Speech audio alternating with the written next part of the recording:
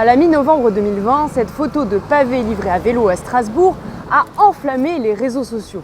Tout est parti d'un tweet de David Belliard, l'adjoint écologiste au transport à la mairie de Paris. Génial! Pour la première fois en France, 6 tonnes de pavés ont été livrées en péniche depuis le port du Rhin à Strasbourg, puis à Vélo Cargo pour les derniers mètres. Comme quoi, le vélo, c'est aussi pour le transport de marchandises. Sauf que beaucoup d'internautes ont surtout vu là-dedans un retour en arrière inacceptable. Il y a vraiment des gens qui pensent que revenir au travail laborieux c'est un progrès? C'est plutôt une régression phénoménale. Sympa le retour du Moyen-Âge et de l'esclavage, ça leur fait les muscles comme ils disent. Le prochain départ en vacances des Parisiens, d'après David Belliard.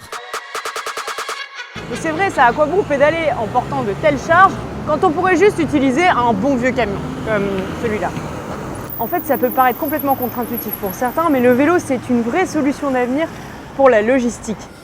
Pour mieux comprendre cette histoire de pavé, on a pris un train direction Strasbourg. Nous voilà arrivés auprès de ces cailloux de la discorde stockés dans l'entrepôt d'ULS, une entreprise de logistique. Et voici Thomas Castan, le dirigeant de la firme. Donc les fameux sacs palettes avec les fameux pavés dedans. C'était assez original la polémique que ça a déclenché sur le net, puisqu'on nous a traités d'esclavagistes. On nous a dit que nos pauvres livreurs en fait, portaient les pavés à dos d'homme, donc c'est pas du tout vrai.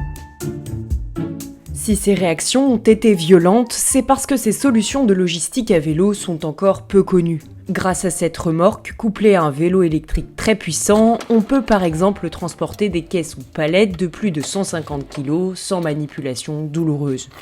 Et voilà, c'est fini. Donc il glisse le cadre sous la caisse.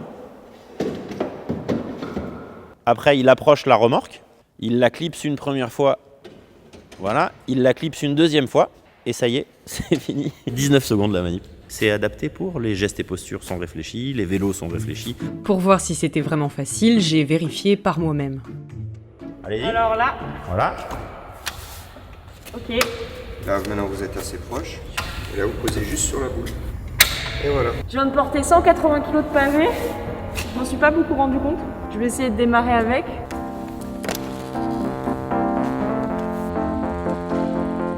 C'est pas beaucoup plus compliqué que revenir sur le outil. Peut-être au démarrage, il faut un peu pousser. C'est pas trop dur, ce qui est assez étonnant en fait. L'entreprise peut livrer tout type de produits, y compris de la farine ou des fûts de boisson. Son autre spécificité, utiliser le bateau pour éviter aux camions d'entrer dans le centre-ville.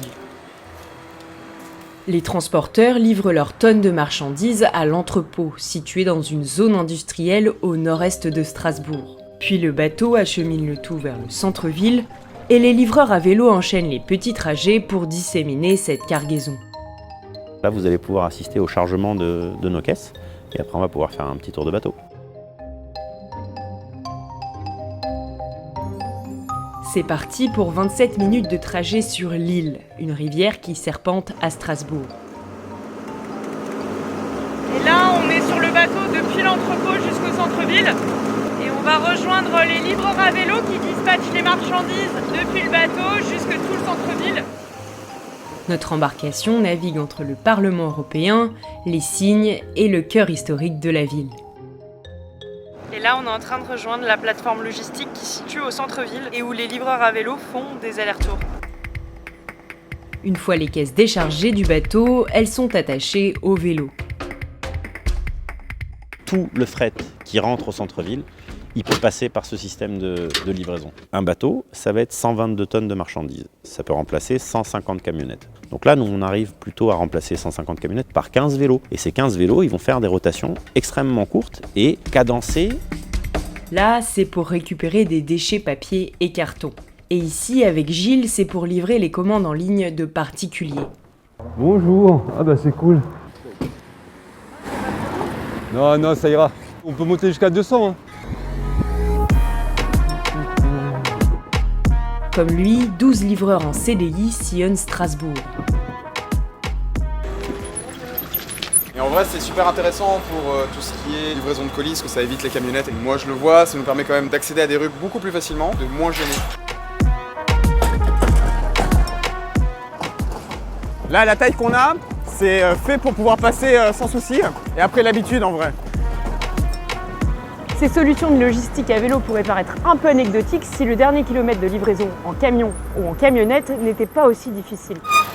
Ce qu'on appelle le dernier kilomètre, c'est le tout dernier maillon de transport qui précède l'arrivée des marchandises chez le client.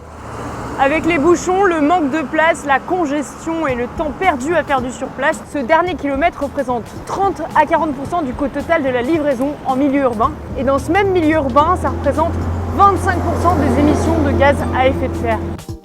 Le vélo pour transporter des marchandises est intéressant alors sur certains territoires, essentiellement aujourd'hui sur les zones denses. De plus en plus de partage de voiries sont plutôt favorables aux pistes cyclables. Ça devient un avantage concurrentiel considérable pour les entreprises de logistique urbaine qui utilisent des vélos. Parmi les entreprises de logistique qui profitent à fond des avantages du vélo, il y a la coopérative Olvo à Paris. Les colis transitent par cet entrepôt du 18e arrondissement avant d'être répartis dans toute la capitale, à vélo plutôt qu'en camion. C'est pas fini, hein. On est des experts de ce qui s'appelle le forçage. Tu vois un vélo cargo, tu crois que ça rentre plus, en fait il y en a encore qui rentrent. Allez, roule. Clac, clac. Il y a un petit peu de tout en fait, hein. Mais voilà, c'est comme ça qu'on gagne les pieds, on dit tout ce qui peut se livrer à vélo. Ça peut être des produits frais, des légumes, des fleurs et même parfois des matelas. 32 livreurs salariés effectuent 15 000 livraisons chaque mois. Parmi eux, Paul Ray, justement en train de préparer sa prochaine course. C'est des colis de légumes, des paniers repas pour des particuliers. Ok, parti.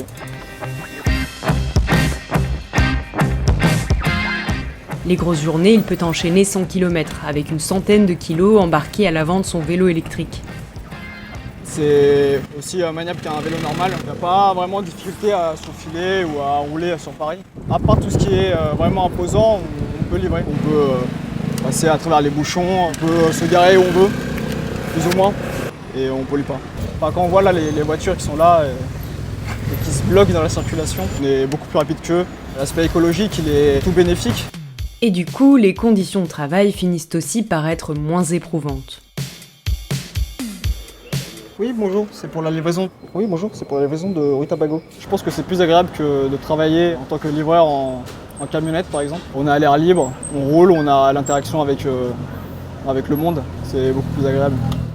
Malgré tout, ces livraisons ne peuvent pas, à elles seules, se substituer à tous les camions qui circulent en ville et qui restent irremplaçables pour transporter de très gros volumes efficacement. Si on remplaçait tous les véhicules de transport routier, camions, camionnettes, fourgonnettes par des vélos cargo, on arriverait à une situation absurde où on aurait beaucoup trop de véhicules et en fait une occupation de l'espace considérable. Les marchandises, il vaut mieux les transporter de façon massifiée. Plus le véhicule est gros, plus c'est intéressant globalement. La solution, c'est un panachage de modes. Il nous faut à la fois des poids lourds parce qu'ils massifient cette arrivée des marchandises sur la ville et ensuite des véhicules de toute taille, des vélos cargo, des vélos, des piétons. Tous ces véhicules doivent être propres jusqu'aux poids lourds qui doivent changer. Vous l'avez compris, le vélo n'aura pas la peau de tous les camions et ce n'est pas le but. Mais selon une étude néerlandaise de 2018, la livraison à vélo pourrait quand même remplacer 10 à 15% des poids lourds. Et c'est loin d'être synonyme d'un retour en arrière.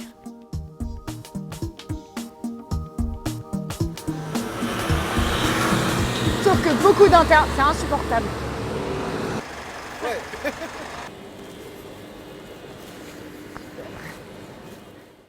En camionnette. Ah bon ? Alors là, ça va mal se finir.